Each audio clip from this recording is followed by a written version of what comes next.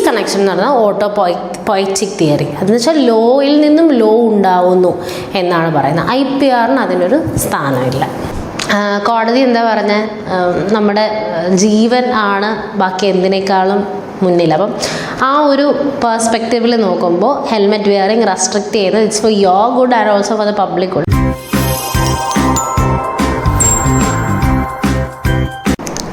Hi every one, എല്ലാവർക്കും I+ training സൊല്യൂഷൻസിൻ്റെ മറ്റൊരു വീഡിയോയിലേക്ക് സ്വാഗതം. UGC NET law June 2025 questions ആണ് നമ്മൾ കണ്ടുകൊണ്ടിരുന്നത്. സോ അടുത്ത question 79th one. International law is a body of rules and principles of action which are binding upon the civilized states in their relations with one another. ആരാണ് ഈ definition തന്നിട്ടുള്ളത്? Body of rules and principles എന്ന് പറഞ്ഞിട്ടുള്ള the answer is JL ബ്രീലിയുടെ ആണ് ഈ ഒരു definition.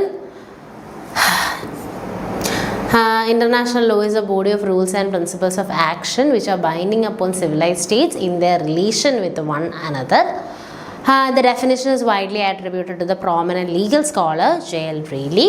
Brearley's work emphasized the practical aspect of international law as a system governing interaction between states. He focused on rules and principles that dictate state behavior and their mutual dealings. ഇത് കൂടാതെ ഓപ്പൻഹെയിമിൻ്റെയും സ്റ്റാർക്കിൻ്റെയും ബെൻതാമിൻ്റെയും ഒക്കെ definitions ഉണ്ട്, അതും കൂടെ നോക്കുക. JL ബ്രീലി നോക്കുകയാണെങ്കിൽ rules and principles എന്നുള്ള കാര്യമാണ് അദ്ദേഹം ഫോക്കസ് ചെയ്തത്. ഓപ്പൻഹെയിം ആണെന്നുണ്ടെങ്കിൽ കസ്റ്റം പ്ലസ് ട്രീറ്റീസ് എന്നുള്ളതാണ് അദ്ദേഹം ഫോക്കസ് ചെയ്തത്. JJ സ്റ്റാർക്ക് ആണെന്നുണ്ടെങ്കിൽ rules regulating conduct of state എന്നുള്ളതായിരുന്നു അദ്ദേഹത്തിൻ്റെ മെയിൻ പോയിന്റ്. ബെൻതാം പറയുകയാണെന്നുണ്ടെങ്കിൽ philosophical foundations coin international law എന്ന് പറയുന്നൊരു വാക്ക് ആദ്യമായിട്ട് കോയിൻ ചെയ്തത് ജെറമി ബെൻതമാണ്. ഓക്കെ, അപ്പോൾ ഇദ്ദേഹത്തിൻ്റെ റെഗുലേഷൻ നോക്കുകയാണെങ്കിൽ, ബ്രീലിയുടെ റെഗുലേഷൻ നോക്കുകയാണെങ്കിൽ സ്റ്റേറ്റിനെ പറ്റി മാത്രമാണ് കവർ ചെയ്തിട്ടുള്ളത്. ഓപ്പൻഹെയിം നോക്കുകയാണെന്നുണ്ടെങ്കിൽ സ്റ്റേറ്റിനെ പറ്റി മാത്രമാണ് കവർ ചെയ്തിട്ടുള്ളത്. കുറച്ചും കൂടെ പോസിറ്റിവിസം വന്നിട്ടുള്ളത്, അതായത് സ്റ്റേറ്റിൻ്റെ കൺസെൻറ്റിനെ പറ്റിയിട്ടുള്ളതും ട്രീറ്റീസ്, കസ്റ്റം, ഇതെല്ലാം കൂടി ഉൾക്കൊള്ളിച്ചിട്ടുള്ള ഒരു ഡെഫിനിഷനായിരുന്നു ഓപ്പൻഹെയിമിൻ്റെത്. JJ സ്റ്റാർക്കിൻ്റെയാണ് ഏറ്റവും കൂടുതൽ കണ്ടുവരുന്ന ഒരു ബ്രോഡർ അക്സെപ്റ്റൻസ് ഉള്ള ഒരു എന്താ പറയുക ഡെഫിനിഷൻ എന്ന് പറയുന്നത്. ഡെഫിനിഷൻസ് നമ്മളിതിനകത്ത് ഇൻക്ലൂഡ് ചെയ്തിട്ടില്ല, അത് നിങ്ങൾ നോക്കണം. അതിനകത്ത് പറഞ്ഞിട്ടുള്ള കാര്യങ്ങൾ മാത്രമാണ് ഞാനിവിടെ ഒന്ന് ബ്രീഫ് ചെയ്യുന്നത്. അപ്പം JJ സ്റ്റാർക്കിൻ്റെ ആണെന്നുണ്ടെങ്കിൽ ഇൻഡിവിജ്വൽ ഓർഗനൈസേഷൻസ്,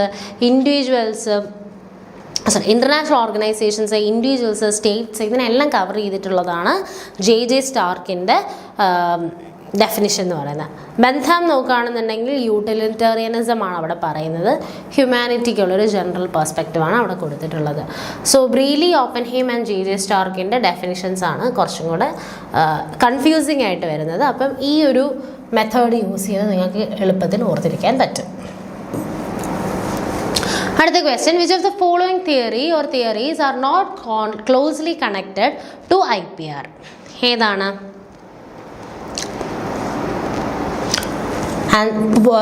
ഇതൊക്കെയാണ് ഓപ്ഷൻസ്. ഇതൊക്കെയാണ്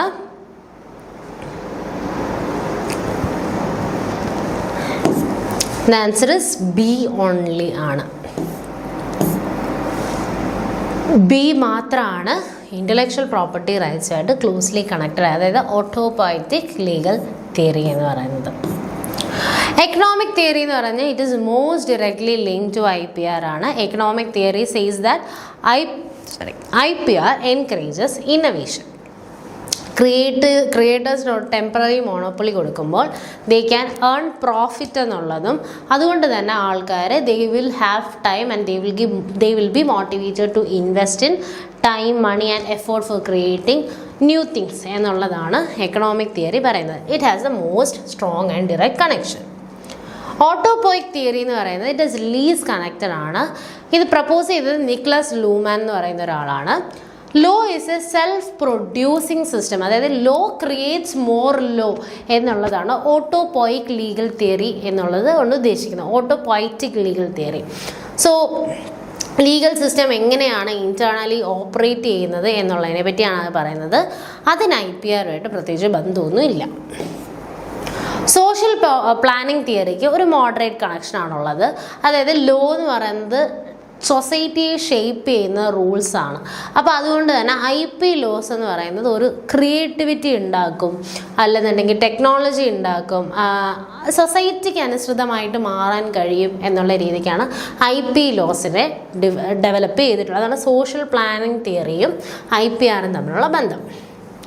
ഇനി ഇൻസ്ട്രുമെൻ്റലിസ്റ്റ് തിയറി എന്ന് പറയുന്നതിന് മോഡറേറ്റ് കണക്ഷൻ ഉണ്ട്. അതായത് IPR ഇൻസ്ട്രുമെൻ്റലിസ്റ്റ് തിയറി എന്താണ്? Law is an instrument in achieving social goals. അവിടെയും സൊസൈറ്റിയായിട്ട് ബന്ധമുള്ളൊരു ഇൻസ്ട്രുമെൻ്റായിട്ട് ലോയെ കാണുന്നത് കൊണ്ട് തന്നെ IP ലോ അങ്ങനെയാണ്.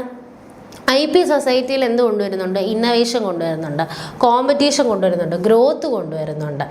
അപ്പോൾ ഇതെല്ലാം IPRുമായിട്ട് റിലേറ്റ് ചെയ്തിട്ടുള്ള തിയറീസാണ്. പക്ഷേ there is also a moderate connection. Social contract തിയറിക്കും ഒരു മോഡറേറ്റ് കണക്ഷനാണ്. സോഷ്യൽ കോൺട്രാക്ട് തിയറിയുടെ തിയറീസ് നിങ്ങൾക്ക് അറിയാമല്ലോ. അപ്പോൾ ലോക്കിൻ്റെ തിയറിയിലൊക്കെ നോക്കുകയാണെന്നുണ്ടെങ്കിൽ property comes from mixing labour with something. അപ്പം ഇത് ഇൻ്റലക്ച്വൽ ലേബറുമായിട്ട് നമുക്ക് മിക്സ് ചെയ്യാനായിട്ട് പറ്റും. Creators have a right to their mental creation. അതായത് ലേബർ തിയറി ബേസ് ചെയ്തിട്ട് നമ്മൾ ഉണ്ടാക്കുന്ന സാധനത്തിന് നമുക്ക് അവകാശം ഉണ്ട് എന്നുള്ള ഒരു social contract theory. It has got a philosophical basis for IPR. അല്ലെങ്കിൽ തന്നെ നോക്കുകയാണെങ്കിൽ സോഷ്യൽ കോൺട്രാക്ട് തിയറി എന്ന് പറയുമ്പോൾ IPR എന്ന് പറയുന്നത് സൊസൈറ്റിക്ക് വേണ്ടിയിട്ട് നമ്മളൊരു കാര്യം ചെയ്യുന്നില്ല. അപ്പോൾ നമ്മൾ ഉണ്ടാക്കുന്നൊരു സാധനം സൊസൈറ്റിക്ക് ഗുണകരമാവുന്ന രീതിക്ക് നമുക്കതിനകത്ത് അവകാശവുമുണ്ട്. പക്ഷേ there is a contract between us and the society അല്ലേ? അങ്ങനെയും നമുക്കതിനെ ഇൻ്റർപ്രറ്റ് ചെയ്യാനായിട്ട് പറ്റും. അപ്പോൾ സോഷ്യൽ കോൺട്രാക്ട് തിയറി ആയിട്ടും IPRയുടെ ബന്ധമുണ്ട്. പക്ഷേ ഇതിനൊക്കെ മോഡറേറ്റ് കണക്ഷനേ ഉള്ളൂ. എക്കണോമിക് തിയറിക്കാണ് ഏറ്റവും കൂടുതൽ കണക്ഷൻ ഉള്ളത്. ലീസ് കണക്ഷൻ എന്ന് പറഞ്ഞാൽ പോയറ്റിക് തിയറി. അതെന്ന് വെച്ചാൽ ലോയിൽ നിന്നും ലോ ഉണ്ടാവുന്നു എന്നാണ് പറയുന്നത്. IPRന് അതിനൊരു സ്ഥാനമില്ല. ഓക്കെ, ഇതൊക്കെയാണ് അതിൻ്റെ ഒരു സമ്മപ്പ് പോലെ ഞാൻ കൊടുത്തേക്കാണ്. നിങ്ങൾക്ക് വായിച്ച് നോക്കുമ്പോൾ ഈസിലി മനസ്സിലാവാൻ വേണ്ടിയിട്ടാണ്.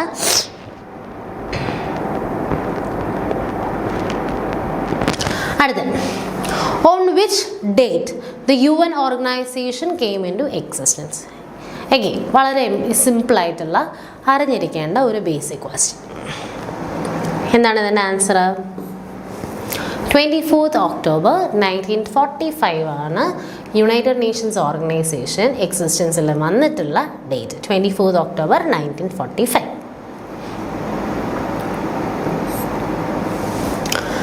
Which of the following case Supreme Court of India struck down 66A of Information Technology Act 2000 as unconstitutional? ഇതും again വളരെ സിമ്പിളായിട്ടുള്ള വളരെയധികം അറിഞ്ഞിരിക്കേണ്ട കേസാണ്. ഏതാണ് case? Shreya Singhal versus Union of India in 2015. Ajay ഖാനുവിൻ്റെ കേസ് നോക്കുകയാണെങ്കിൽ that is a rule. അത് 1988 ഉണ്ടായിരുന്ന കേസാണ്. That's a rule regarding helmet wearing. Helmet ധരിക്കുന്നത് ഫണ്ടമെൻ്റൽ റൈറ്റിൻ്റെ വയലേഷനാണ്, ഫ്രീഡത്തിൻ്റെ വയലേഷനാണെന്നൊക്കെ പറഞ്ഞിട്ടുള്ളൊരു കേസാണോ അജയ് ഖാനുവിൻ്റെ കേസ്. അപ്പോൾ ഹെൽമെറ്റ് ധരിച്ച് കഴിയുമ്പോഴത്തേക്കും മുടി പോകുന്നു, അങ്ങനത്തെ കുറേ പ്രശ്നങ്ങളുണ്ട്. അതുകൊണ്ട് ഹെൽമെറ്റ് ധരിക്കേണ്ട ആവശ്യമുണ്ടോ, അങ്ങനെ ഒരു മോട്ടോർ വെഹിക്കിൾസ് ആക്ടിനകത്ത് അങ്ങനെ ഒരു പ്രൊവിഷൻ കൊണ്ടുവരേണ്ട കാര്യമുണ്ടോ എന്നൊക്കെയായിരുന്നു അജയ് ഖാനുവിൻ്റെ കേസിൽ ചർച്ച ചെയ്തിരുന്നത്. അപ്പം കോടതി എന്താ പറഞ്ഞത്?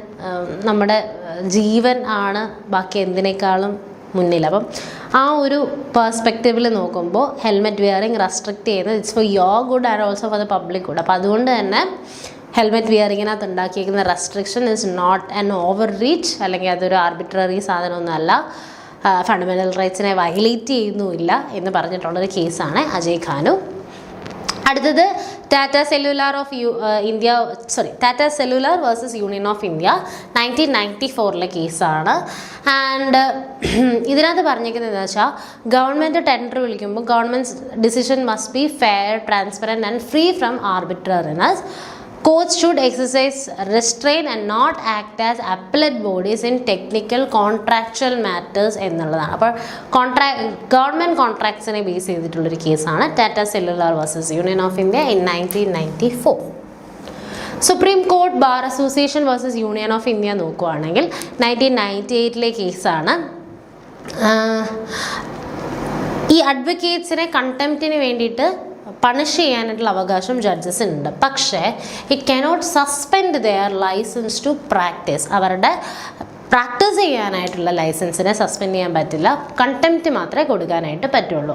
As a disciplinary control over the professional misconduct lies exclusively with the bar councils under the advocates act 1961. അതായത് ഒരു അഡ്വക്കേറ്റിനെതിരെ ഡിസിപ്ലിനറി ആക്ഷൻ എടുക്കണമെന്നുണ്ടെങ്കിൽ ആർക്കും മാത്രമേ പറ്റുള്ളൂ? ബാർ കൗൺസിലിന് മാത്രമേ പറ്റുള്ളൂ, ബേസ്ഡ് ഓൺ അഡ്വക്കേറ്റ്സ് ആക്ട് 1961. ഇനി 66A എന്താണ് പറയുന്നത്? IT ആക്ടിൽ ഹെയ്റ്റ് സ്പീച്ചിനെ പറ്റിയിട്ടുള്ള കാര്യങ്ങളാണ്. അതായത് നമുക്ക് ഈ കമൻസ് ഒക്കെ ഇടുന്നത്, ഹെയ്റ്റ്ഫുൾ ആയിട്ടുള്ള വെഞ്ച്ഫുൾ ആയിട്ടുള്ള കമൻസൊക്കെ പാസ് ചെയ്യുന്നത് തെറ്റാണ്. ലൈക്ക് അതിനെതിരെയുള്ളൊരു റൂളായിരുന്നു 66A ഉണ്ടായിരുന്നത്. പക്ഷേ ശ്രേയ സിൻഹലിൽ പറഞ്ഞു that violates freedom of speech and expression. അതിൻ്റെ ബേസിസിൽ 66A എടുത്ത് മാറ്റാണ് ഉണ്ടായിരുന്നത്. ഇനി 83 എന്താണ്? Question: which of the following is not the meaning of the term dominant position under the Competition Act 2002? Position of strength, operating independently of competitive forces, cartel activity among competitors, affect its competitors or consumers in its favor. ഇതൊക്കെയാണ് 83യുടെ dominant position. എന്താണ് dominant position? Answer is cartel activity among competitors. Dominant position അത് വരില്ല. പക്ഷേ position of strength, operating independently of competitive forces, affecting its competitors or consumers in its favour, ഇതെല്ലാം dominant പൊസിഷൻ്റെ അണ്ടറിൽ വരുന്നതാണ്. എന്താണ് പൊസിഷൻ ഓഫ് സ്ട്രെങ്ത് എന്ന് പറയുമ്പോൾ? കോർ ക്യാരക്ടറിസ്റ്റിക് ആണ്. ഡോമിനന്റ് പൊസിഷൻ എന്നുള്ളതിൻ്റെ ഒരു എന്താ പറയുക മീനിങ് തന്നെയാണ് അവിടെ കൊടുത്തിട്ടുള്ളത്. Operating independently of competitive forces എന്താണ്? Direct consequence and indicator of dominance ആണ്. അതായത് നമ്മൾ ഡോമിനൻ്റ് ആയിട്ട് നിൽക്കുന്നത് കൊണ്ട് തന്നെ കോമ്പറ്റീറ്റീവ് ഫോഴ്സസ് ഒന്നും നമ്മളെ ബാധിക്കുന്നതേ ഇല്ല. നമ്മളത് വളരെ ഇൻഡിപെൻഡൻ്റ് ആയിട്ട് നിൽക്കുന്നു. And dominant firm faces fewer competitive constraints. Competition നമ്മൾ അറിയുന്നതേ ഇല്ല. That is the direct consequence of dominant position. ഇനി കാർട്ടൽ ആക്ടിവിറ്റി നോക്കുകയാണെങ്കിൽ എന്താണ്? അതൊരു അഗ്രിമെൻ്റ് ആണ് അല്ലേ? കോമ്പറ്റീറ്റേഴ്സ് തമ്മിലുള്ള അഗ്രിമെൻ്റ് ആണ് കാർട്ടലിനകത്ത് വരുന്നത്. പ്രൈസ് ഫിക്സിങ്, മാർക്കറ്റ് ഷെയറിങ്, അതൊക്കെയാണ് to reduce competition. So while cartels are prohibited under the competition act, they represent collusion or anti competitive agreements between multiple firms rather than dominance of a single firm or group acting as one economic entity. So cartel activity is a separate violation from the abuse of dom. അത് cartel activity as ഒരു illegal activity വയലേഷനാണ്. അതൊരു dominant പൊസിഷൻ്റെ അണ്ടറിൽ വരുന്ന ഒരു കാര്യം മാത്രമല്ല. affect its competitors or consumers in its favors. അതും ഔട്ട്കം ഓഫ് ഡോമിനൻറ്റ് പൊസിഷൻ തന്നെയാണ്. Dominant firm can leverage it strength to influence market outcomes to beneficial to itself. 84. Estrada doctrine dealing with the recognition of state and government is primarily related to which country? എസ്ട്രാദ എന്ന് പറയുന്ന doctrine, എസ്ട്രാദ ആ doctrine ഏത് കൺട്രിയിൽ നിന്നാണ് വന്നിട്ടുള്ളത്? It comes from Mexico ആണ് answer വരുന്നത്. 1930 ഈ ഡോക്ട്രിൻ വരുന്നത്. Not formally recognizing or rejecting foreign government എന്നുള്ളതാണ്. Mexico's policy of not formally recognizing or rejecting foreign governments.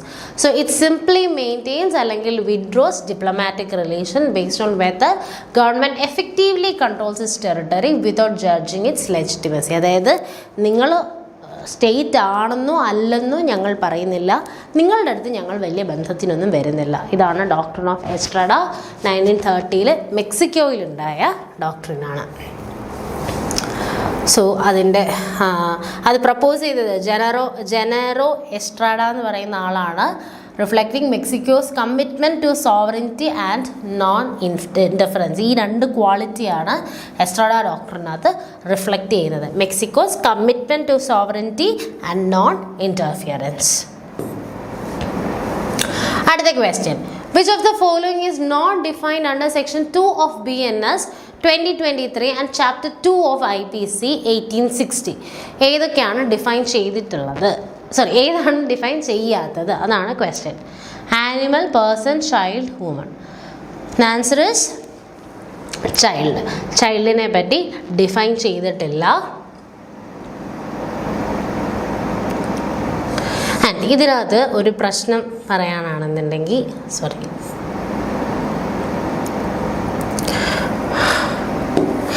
ഇതിൻ്റെ ഒരു കാര്യം പറയാനാണെന്നുണ്ടെങ്കിൽ ഈ ക്വസ്റ്റ്യനകത്ത് തന്നെ ചെറിയൊരു പ്രശ്നമുണ്ട്. നമ്മുടെ IPC എടുത്ത് നോക്കുകയാണെന്നുണ്ടെങ്കിൽ ചൈൽഡ് എന്നുള്ള കാര്യം അവിടെ ഡിഫൈൻഡ് അല്ല. പക്ഷേ ഈ ചൈൽഡ് എന്നുള്ള കാര്യം BNSൽ ഡിഫൈൻഡ് ആയിട്ട് വരുന്നുണ്ട്. BNSൽ ഡിഫൈൻഡ് ആയിട്ട് വരുന്നുണ്ട്. പക്ഷെ chapter 2 of IPC section 2 of BNSലല്ല, സെക്ഷൻ 3 ഓഫ് BNSലാണ്. റിമെമ്പർ കറക്റ്റ്ലി സെക്ഷൻ 3 ഓഫ് BNSലാണ് അത് റെഫർ ചെയ്ത് വരുന്നത്, അത് ഡിഫൈൻ ചെയ്ത് വരുന്നത്. ചൈൽഡ് എന്താണ് എന്നുള്ളത് അതിനകത്ത് ഡിഫൈൻ ചെയ്യുന്നുണ്ട്. ബാക്കി എല്ലാ കാര്യങ്ങളും അബ്സല്യൂട്ട്ലി അങ്ങനെ തന്നെ പറയുന്നുണ്ട്. ആനിമൽ എന്താണ്, പേഴ്സൺ എന്താണ്, വുമൺ എന്താണെന്നുള്ള ചാപ്റ്റർ 2വിനകത്ത് എക്സ്പ്ലിസിറ്റ്ലി തന്നെ പറയുന്നുണ്ട്. ചൈൽഡ് എന്താണെന്ന് പറയുന്നില്ല, പക്ഷെ BNSൽ ചൈൽഡ് എന്താണെന്ന് ഡിഫൈൻ ചെയ്യുന്നുണ്ട്. അടുത്തത്, which of the following is not a theory of legal personality? എന്താണ് ലീഗൽ പേഴ്സണാലിറ്റിയുടെ തിയറി ആയിട്ട് വരാത്തത്? Fiction theory, concession theory, interest theory, bracket theory. Legal പേഴ്സണാലിറ്റിയുടെ തിയറി എന്താണ്? ഓണർഷിപ്പിൻ്റെ ലീഗൽ റൈറ്റിൻ്റെ തിയറി എന്താണ്? അല്ലെ ഓണർഷിപ്പിൻ്റെ തിയറി എന്താണ്? ലോയുടെ തിയറി എന്താണെന്നൊക്കെ നിങ്ങൾക്ക് വ്യക്തമായിട്ട് ഡിസ്റ്റിങ്വിഷ് ചെയ്ത് അറിയാമെന്നുണ്ടെങ്കിൽ ഇതിൻ്റെ ആൻസർ വളരെ എളുപ്പത്തിൽ കിട്ടും. Answer is interest theory. Interest തിയറിയിൽ പറയുന്നത് a legal right is equal to a legally protected interest, focuses on what rights are, not on whether an entity is a legal person. Fiction theory പറയുന്നത് legal personality is not real, only a legal fiction created by law. Corporations exist legally because the law imagined them as persons for convenience. അപ്പോൾ fiction തിയറിയിൽ legal പേഴ്സണാലിറ്റിയുടെ കാര്യം പറയുന്നുണ്ട്. Concession theory ആണെന്നുണ്ടെങ്കിലോ legal personality എന്ന് പറയുന്നത് ആര് തരുന്നതാണ്? State തരുന്നതാണ്. State നിങ്ങൾക്കൊരു പേഴ്സണാലിറ്റി തന്നിട്ടുള്ളതുകൊണ്ട് മാത്രം നിങ്ങളെ പേഴ്സണായിട്ട് കൺസിഡർ ചെയ്യുന്നു എന്നാണ് കൺസെഷൻ തിയറി പറയുന്നത്. ബ്രാക്കറ്റ് തിയറി എന്ന് പറഞ്ഞാൽ ലോ ബ്രാക്കറ്റ് ചെയ്യുന്നു അല്ലെങ്കിൽ സെറ്റ് അസൈഡ് ചെയ്യുന്നു certain rights of property as if they, അതായത് ചില റൈറ്റ് അല്ലെങ്കിൽ ചില കാര്യങ്ങൾ മാത്രം ആ ഒരു പെർട്ടിക്കുലർ ഇൻസ്റ്റിറ്റ്യൂഷന് സെപ്പറേറ്റ് ആയിട്ട് കൊടുക്കുന്നു, considering them as legal person. ഈ ട്രസ്റ്റ് പോലെയുള്ള കാര്യങ്ങൾക്കാണ്. അപ്പോൾ അത് കംപ്ലീറ്റ്ലി ഒരു ലീഗൽ പേഴ്സണാലിറ്റി ആണോ? കംപ്ലീറ്റ് അതിനെ ഒരു ലീഗൽ പേഴ്സണായിട്ടാണോ കാണുന്നത്? അല്ല. പക്ഷെ ചില കാര്യങ്ങൾക്ക് വേണ്ടിയിട്ട് അതിനെ ലീഗൽ പേഴ്സണായിട്ടാണ് കാണുന്നത്. അതാണ് ബ്രാക്കറ്റ് തിയറിയിൽ പറയുന്നത്. കൺസെഷൻ തിയറിയിൽ പറയുന്നത് എന്താണ്? സ്റ്റേറ്റിൻ്റെ ഒരു ഔദാര്യം പോലെ സ്റ്റേറ്റ് ലീഗൽ പേഴ്സണായിട്ട് കാണുന്നത് കൊണ്ട് നിങ്ങളൊരു പേഴ്സണാണ്. ഫിക്ഷൻ തിയറിയിൽ പറയുന്നത് ശരിക്കും നിങ്ങളൊരു ലീഗൽ ഫിക്ഷനാണ്. ഒരു കോർപ്പറേഷൻ എന്ന് പറയുന്നത് it's a legal fiction. Law അതിൻ്റെ അപ്പോൾ കോർപ്പറേറ്റ് വെയിൽ തിയറിയൊക്കെ അതിൻ്റെ കൂടെ തന്നെ വരുന്നുണ്ട്. ഇറ്റ്സ് എ ഫിക്ഷൻ, പേഴ്സണാലിറ്റി ആണ് എന്നുള്ളതൊരു ഫിക്ഷനാണ്. പക്ഷെ അത് സ്മൂത്തായിട്ട് ഓപ്പറേറ്റ് ചെയ്യണമെന്നുണ്ടെങ്കിൽ we should treat them as എന്ത് ലീഗൽ പേഴ്സൺ.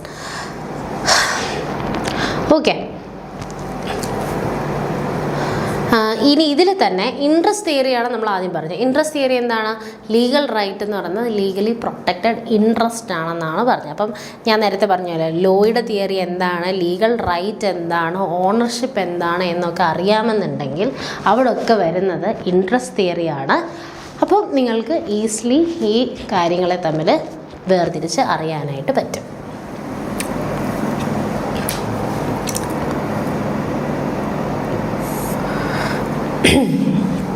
അടുത്ത question, arrange the following legal instruments chronologically.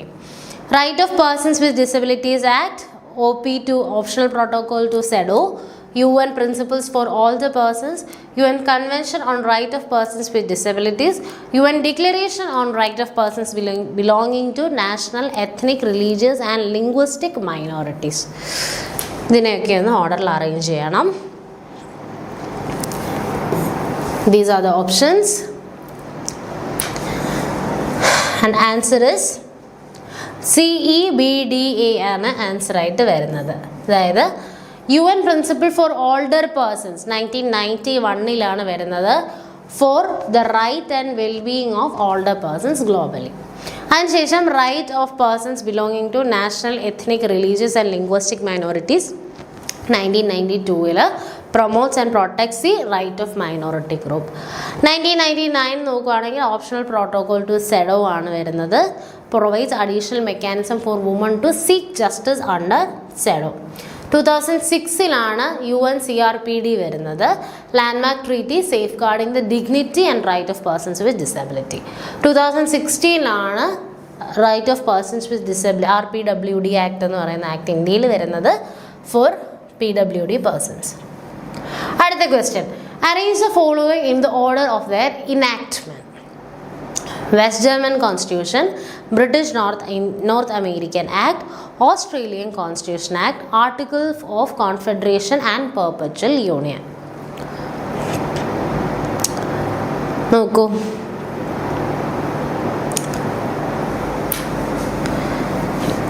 Answer ഇതാണ് ഓപ്ഷൻസ്. ആൻസർ ഇസ് DBCA ആണ് ആൻസർ ആയിട്ട് വരുന്നത്. Articles of Confederation and Perpetual Union 1781 British North American Act നമ്മൾ നേരത്തെ ഒരു ക്വസ്റ്റ്യനിൽ കണ്ടതാണ് 1867 Australian Constitution Act 1901 West German Constitution അതായത് ബേസിക് ലോ ആയിട്ട് വരുന്നത് 1949 വരുന്നത്. അടുത്ത question, which of the following are not correct about rule of law.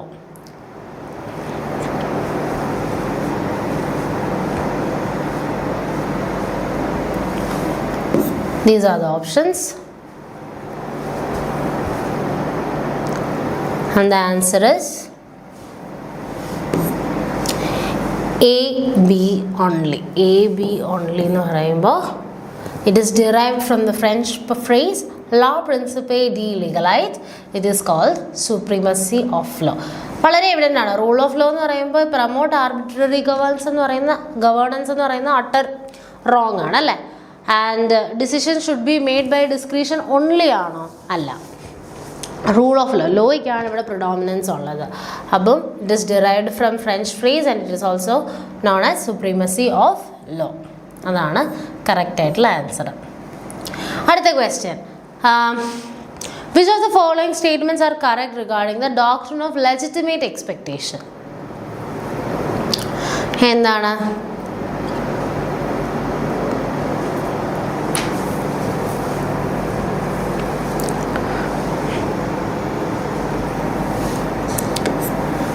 These are the options and the answer is A, B, C only. അതായത്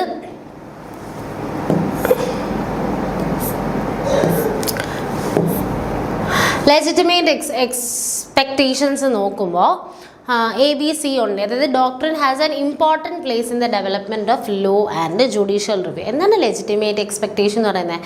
നമ്മൾ സാധാരണ ഒരാൾക്ക് ആ ഒരു പ്രാക്ടീസ് കാരണം അല്ലെങ്കിൽ സാധാരണ ഒരു ലോ കാരണം ഒരു എക്സ്പെക്ടേഷൻ ഉണ്ടാകും. അയാളുടെ വളരെ ലെജിറ്റിമേറ്റ് ആയിട്ടുള്ള വളരെ റീസണബിൾ ആയിട്ടുള്ള ഒരു എക്സ്പെക്ടേഷൻ കാണും. അതാണ് ഡോക്ട്രിൻ ഓഫ് ലെജിറ്റിമേറ്റ് എക്സ്പെക്ടേഷൻ കൊണ്ട് ഉദ്ദേശിക്കുന്നത്.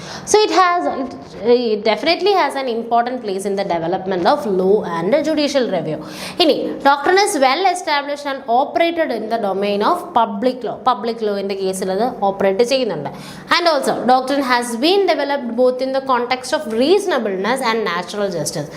ശരിക്കും എവിഡൻ്റ് ആണ് ഡോക്ട്രിൻ ഓഫ് ലെജിറ്റിമേറ്റ് എക്സ്പെക്ടേഷൻ എന്ന് പറയുമ്പോൾ അതിൻ്റെ രണ്ട് ലിംസ് ആണ് ഈ കോണ്ടെക്സ്റ്റ് ഓഫ് റീസണബിൾനെസ്സും നാച്ചുറൽ ജസ്റ്റിസും. ഇനി ഇതിനകത്ത് ആകെ തെറ്റായിട്ട് വന്നിട്ടുള്ള ഉത്തരം എന്ന് പറയുന്നത് the concept of legitimate expectation made its first appearance in the case of Union of India versus Hindustan Development Corporation എന്നുള്ളതാണ് നമുക്ക് തെറ്റായിട്ടുള്ള ഉത്തരം വന്നിട്ടുള്ളത്. ഓക്കെ, അപ്പോൾ ശരിക്കും എവിടെയാണ് ആദ്യത്തെ അപ്പിയറൻസ് കാണിച്ചിട്ടുള്ളത്?